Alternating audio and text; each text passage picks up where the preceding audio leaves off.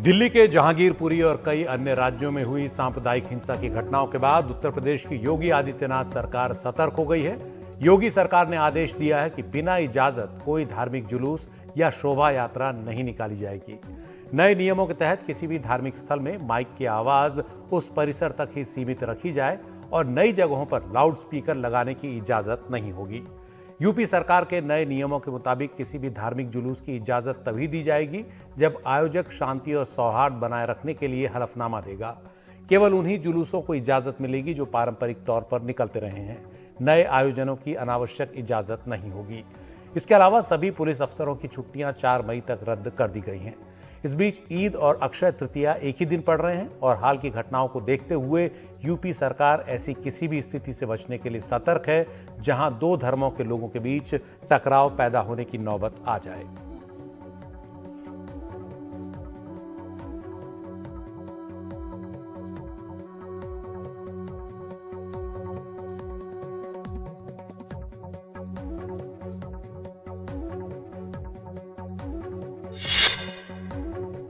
महाराष्ट्र में loud speaker को लेकर छिड़े विवाद के बीच राज ठाकरे की महाराष्ट्र नवनिर्माण सेना ने नया ऐलान किया है। एमएनएस ने कहा है कि 3 मई को अक्षय तृतीया के मौके पर वो सभी मंदिरों में महाआरती करेगी। खास बात यह है कि 3 मई को ही ईद भी पड़ रही है। इससे पहले एमएनएस ने ऐलान किया था कि अगर 3 मई तक मस्जिदों से लाउड स्पीकर नहीं हटवाए गए तो मस्जिदों के सामने हनुमान चालीसा पढ़ी जाएगी।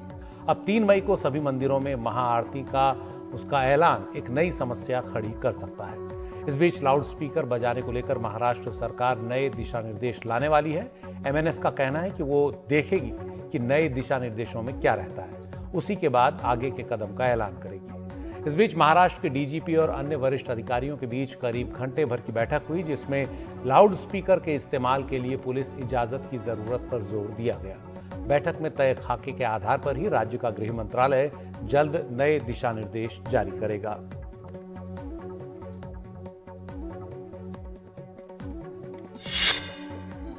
देश के 12 राज्यों में ताप बिजली घरों के लिए कोयले की कमी के कारण बिजली कटौती की स्थिति का सामना करना पड़ रहा है। महाराष्ट्र में भी बिजली कटौती के हालात हैं, जिसकी वजह से आम लोगों और कारोबारियों को परेशानी हो रही है। गर्मियों में अचानक तापमान तेजी से बढ़ने के बाद बिजली की खपत बढ़ गई है। इसके अलावा कोयले की खराब क्वालिटी की शिकायतों और कोविड के बाद कारोबार में आई तेजी से भी बिजली की खपत बढ़ी है। महाराष्ट्र के ताप बिजली घरों के लिए हर रोज 1,38,000 मीट्रिक टन कोयले की जरूरत है, लेकिन राज्य को 1,17,000 मीट्रिक टन कोयला ही मिल पा रहा है। राज्य के कोराडी प्लांट में 3.5 दिन का कोयले का स्टॉक बचा है। इसके अलावा नासिक प्लांट में सिर्फ 1.5 दिन, भुसावल प्लांट में सिर्फ 1 दिन और पारस प्लांट में 4 दिन का ही कोयले का स्टॉक रह गया है।